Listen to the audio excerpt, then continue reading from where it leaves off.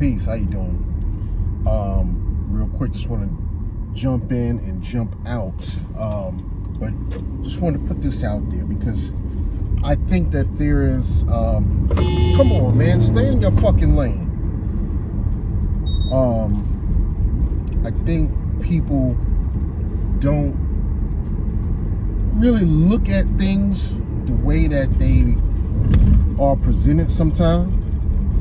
And, you know, what appears to be one thing can actually be another, right? And so with that, I'm looking at these COVID tests, right? I think it's good, you know, people can take these, you know, oral swabs or deep nasal swabs and find out their stats, if they're positive or negative, you know what I'm saying? And they can make their own decisions on how they want to conduct their affairs based on their test results, right? But the only thing is this: when you take these oral swabs and these deep nasal swabs, when you submit these for testing, that is also, they are also getting your DNA.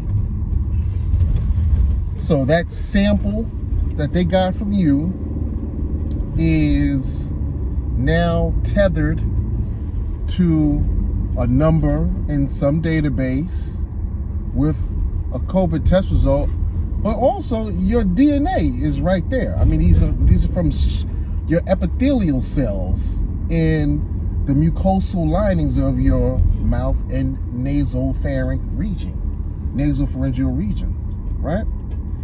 So you start asking yourself, all these companies that are providing these tests, right, and harvesting all of everybody's DNA, basically, you know, voluntarily giving up their DNA, unintentionally, but voluntarily, because they're looking to get their COVID results, but unintentionally and voluntarily giving up their DNA. So you have these companies that now have hundreds of millions of Americans, and then even globally, if you think about it, DNA harvested and warehoused, type coded into some database. And what they can do with that is,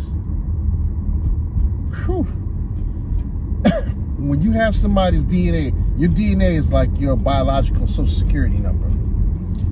And with that, I mean, they're sitting on a gold mine worth trillions of dollars. You know, when you're talking about you can sequence a person's whole genome, it's a problem there. And so who is safeguarding and providing oversight on how people's DNA is being protected as all these samples are being submitted?